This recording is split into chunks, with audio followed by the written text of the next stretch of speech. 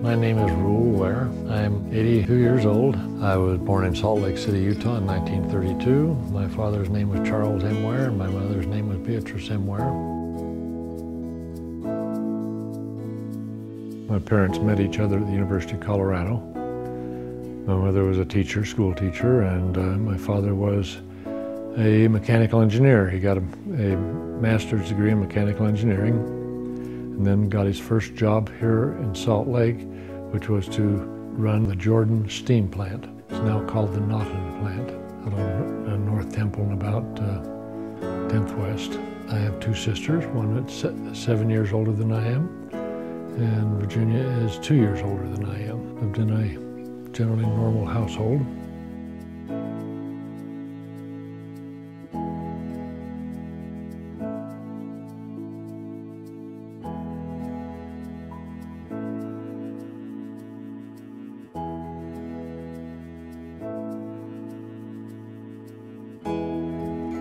Salt Lake has grown a lot. We have some big buildings now that we didn't have then. In the spring, you'd have black snow in everybody's yards from the coal furnaces being used. But most of Salt Lake was converted to natural gas, which cleared up the air and made it a lot nicer to live.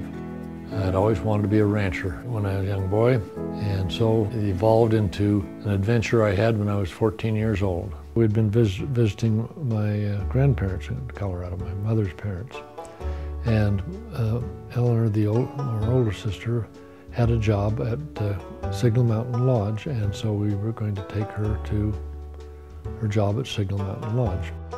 Driving up from Rock Springs to Jackson, and in between is Bondurant, which is in the Hoback Basin. All the mountains in the area, they're beautiful mountains there at Bondurant. They're just over the hill from Jackson Hole, which has beautiful mountains also.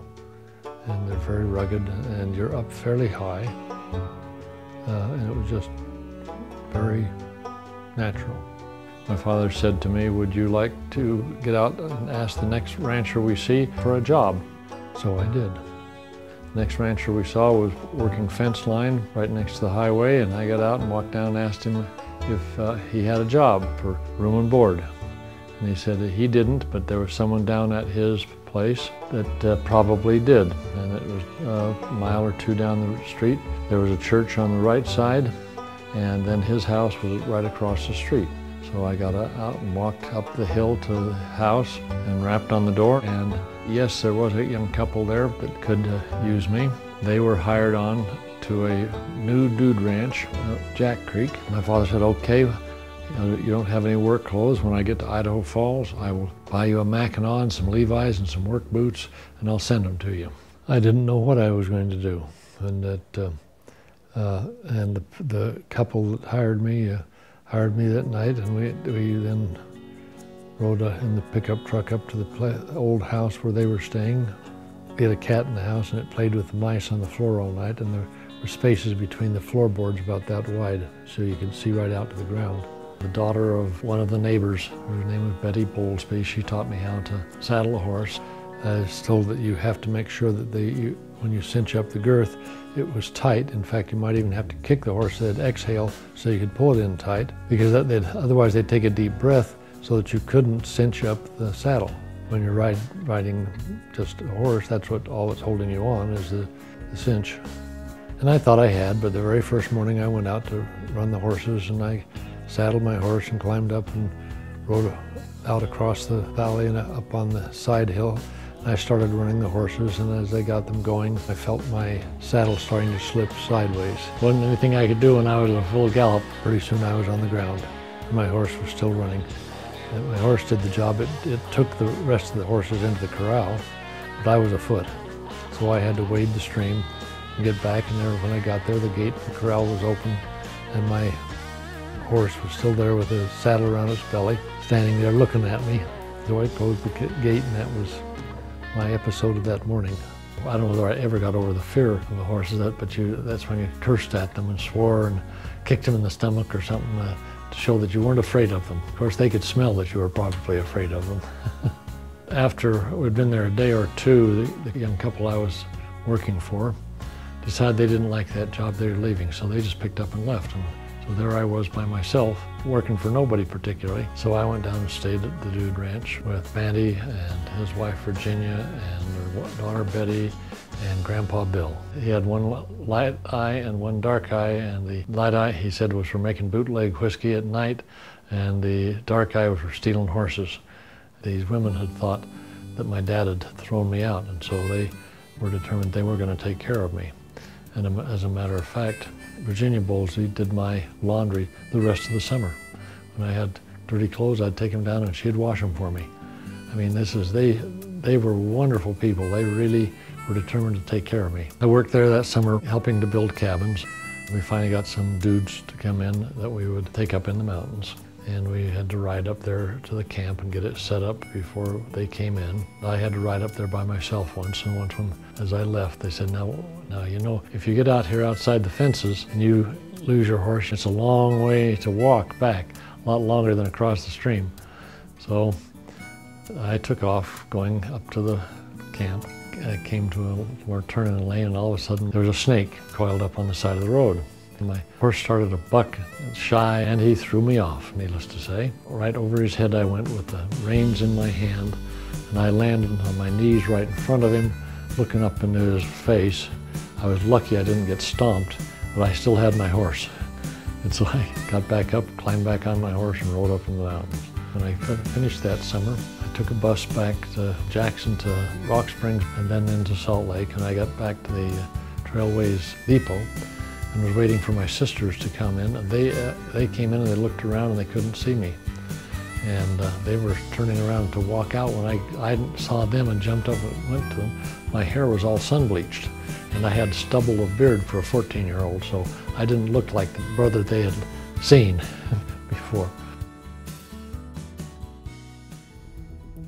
As a teenager, I joined DeMolay, which is a Masonic-sponsored organization for young men. I went through the chairs at DeMolay, became an officer. I'm also a Knights Templar. You have to be a Mason to be a Knights Templar. They're trying to give a lot of negative publicity to the Knights Templar right now. That seems to be the in thing to make them to be the bad guys. There was nothing in there that was clandestine or negative about much of anything. It was what really taught was how you get along with your fellow man.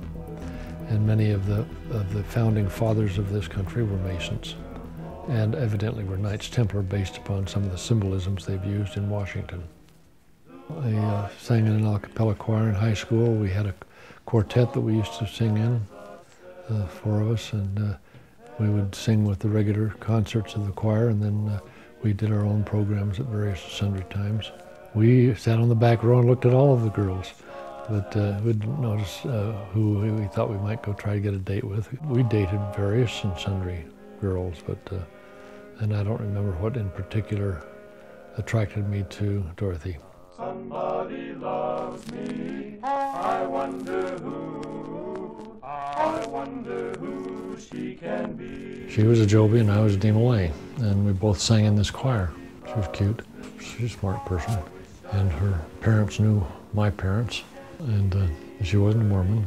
She had just turned 16, and she was 2 years younger than me, which is a lot at that age. I asked her to go on a hayride that the choir was running, and that was our first date, was to go on a hayride. And then I took her to work. She worked at the 3rd Avenue Pharmacy. She had lied about her age. She told me she was 16 when she was 15. After we'd be at the Job and DeMolay choir, she went up there to go to work, so I was driving a 3-wheel motorcycle at the time, and I drove her from the Masonic Temple on South Temple and I Street to 3rd Avenue and about G.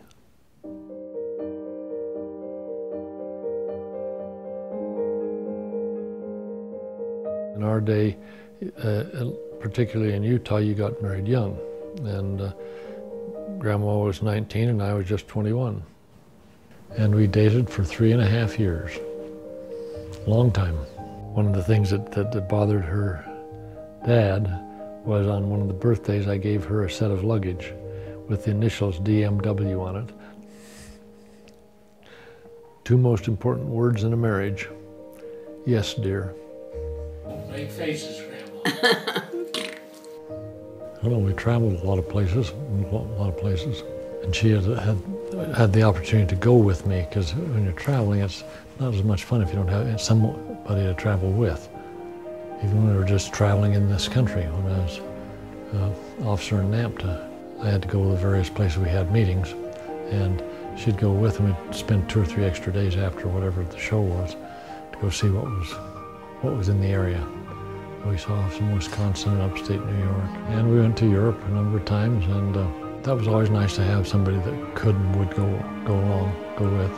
She was very supportive, and nowadays we've got grandchildren that are in their 30s and not married, but are living with somebody. The success or failure of the arrangement will only be known in 30 years. I'm still married after 62 years.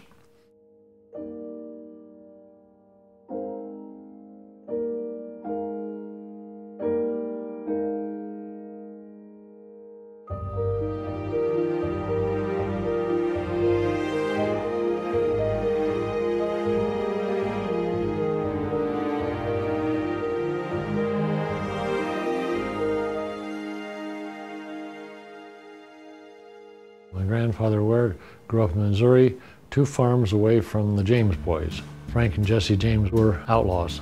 He went to work for the railroad, and they used to hold up railroads, but they never held up one of the trains he was on. He had worked his way up to be a yard master, but he had to resign that because he couldn't work fractions. He hadn't learned how to do that when he was in school. So he had to go back and become a conductor, and he was a conductor the rest of his life. Because of that, he was very adamant about getting an education. He had 2 daughters and my father, a son, all of which had college degrees in 1918. And in 1918, women getting college degrees was not too common. But he was really wound up with education. Well, I was about a senior in college and really wound up with Grandma. He caught me one day in the alley next to the store and said, "You finish that education. That's one thing the sons of bitches can't take away from you."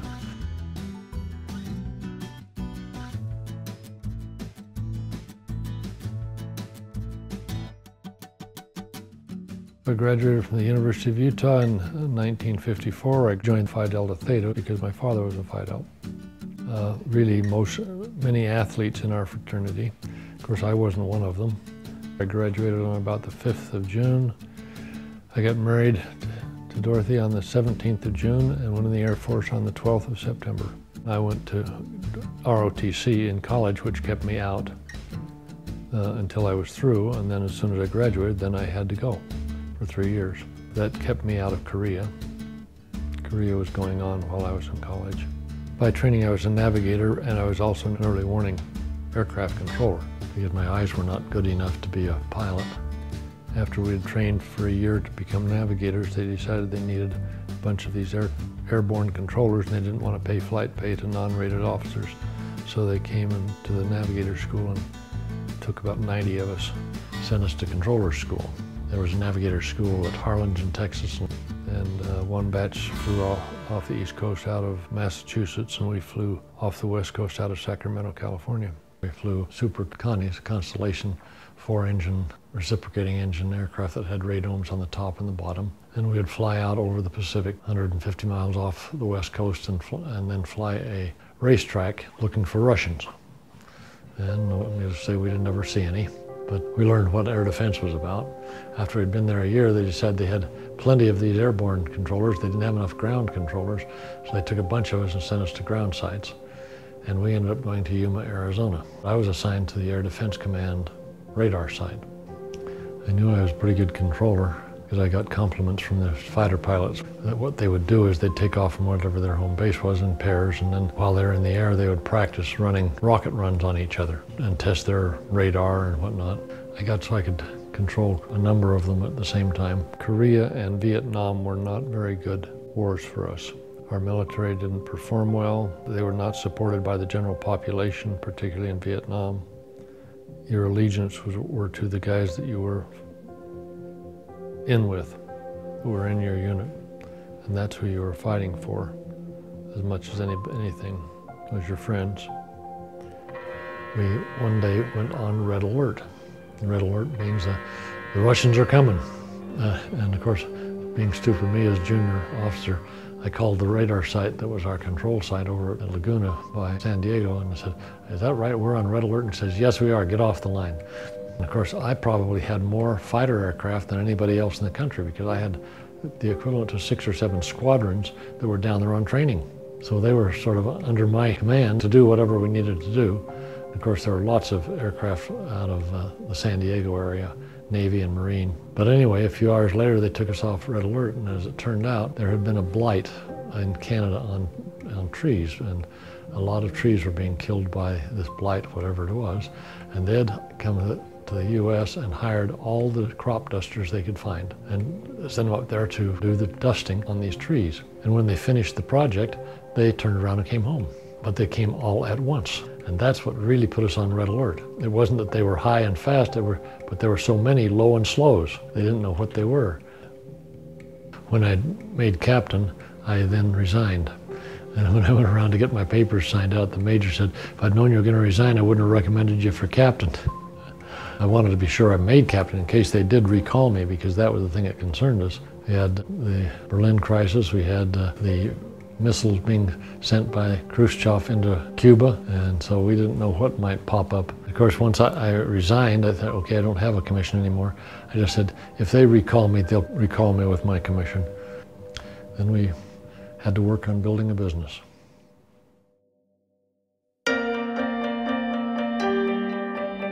My father started a blueprint business back in 1932, a month after I was born. And that's what I came back to, was to a blueprint business. It was an opportunity. It was an established ongoing business. The last year I was in the Air Force, I thought a lot about what I'd like to do with it, or what we might do with it to expand it, to make it more profitable so that a couple of families could live on it. That's when I looked at part of the business that might work well, that had more customers, and I looked at the art supplies, which we carried because architects used art supplies. And I decided, well, there are more people that potentially could use art supplies. Maybe we should do a little emphasis in that. So I went to work on emphasizing art supplies and expanded that. And we got into the graphic arts business, which is where we produced a lot of our income. Where back before computer graphics came along, every illustration or ad or magazine facing had to be done up as artwork on a piece of illustration board with some overlays and color separations and various things, and we sold the materials that did that. Then after we got that, I thought, well, what else might there be that goes with this? And I thought, well, picture frames. Artists all use picture frames on their art. And besides that, people that aren't artists use it. Everybody has 4 walls. They put picture frames on. We had developed a wholesale division, and we were actually warehousing for our wholesale division in the basement of the Congress Hotel. And we also had a frame store in the hotel itself. It went up in flames on the 7th of December. We had the very distinct feeling that the VFW had been repairing toys for Christmas, and that they had their rags, and they'd put their rags out in the hallway, and spontaneous combustion started the fire. Started about 11:30 at night. We could see it from our house. It was quite a fire, and it basically burned everything we had in the hotel. When they poured all this water on this 4 or 5-story building, it accumulated in the basement. Most of what we had down there was water damage, had not burned. I've always said I operated best under stress like that, and that was stress. So I took a snow shovel down and scraped around and got the crud off of the drain, and we drained the basement. The next day we put our people to work calling on the people, telling them we had had this fire and what was the value of what they had there and what could we do to replace it for them. The insurance company actually paid us out really quite well, and probably the biggest claim was from Bonneville International. They had 4 paintings, and they said, oh well, they're worth $400 a piece, and we'll take it out and trade. You can't beat that at all. So we were able to settle with all of our customers to get their work done. We then reopened the frame store down a block away, down on 3rd South. And at that time we looked for a place to set up our warehouse, and we set it up on 4th West and about 7th South.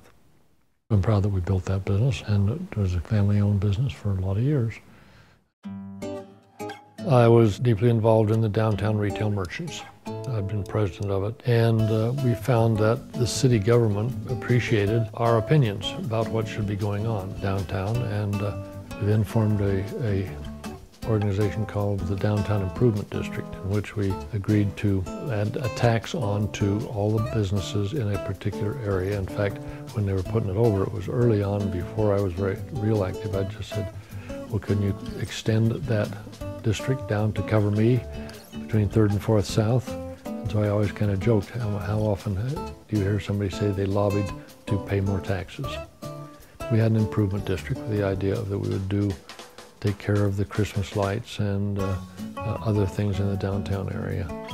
I was in the Air Force when we were down in Sacramento when Mike was born, and it just was hard to believe that we had become a family and we had children. One thing they don't give you with a child is instructions. Over the ground lies a mantle of white, a heaven of diamonds shine down through the night. Two hearts are thrilling in spite of the chilling, the weather, the weather. Love knows no season, love knows no clime, romance can blossom any old time. Here in the open, we're walking and hoping together, together. We joined the Episcopal Church, St. Paul's in 9th East and 3rd South, where we all grew up, and served at the altar till I got married. I decided the only way I'd make sure I'd get to church on Sundays was if I had to serve. So that's what I did. Prior to the Vietnam War, I was active in the church. I was on the vestry. I helped move in a couple of new priests to the various congregations. But the priest that we brought in at All Saints was very much against the Vietnamese War, and I was not particularly against the Vietnamese War, but he talked all the kids into going down and marching in parades with him downtown against the war. And I had lunch with him once and said, you know, you have every right to any opinion that you'd like as an individual, but when you have your collar on, you then represent the congregation. I don't think you should be marching in those demonstrations. And he just said, well, I can see that we have different ideas. And so soon thereafter, we decided we'd just take our boat and each Sunday morning we'd go boating.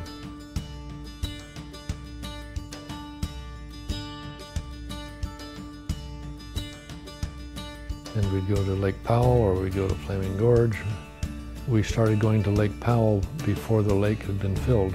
And we'd go down there into these long, deep canyons with no people around. It was very, almost spooky.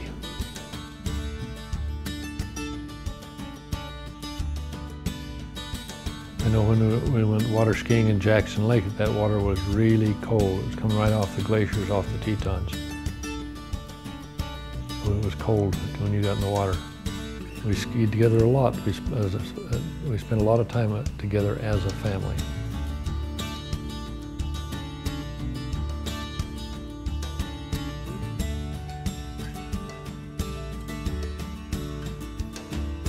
I went to the slalom finally.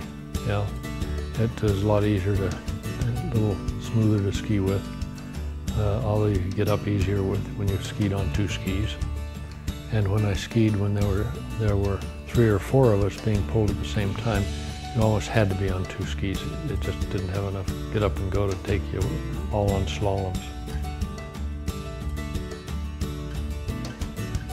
6, almost 7 grandkids with college degrees. 6 of them have already graduated. The 7th is coming up a senior this year. That's an accomplishment a lot of people don't get done, and I preach that to people everywhere.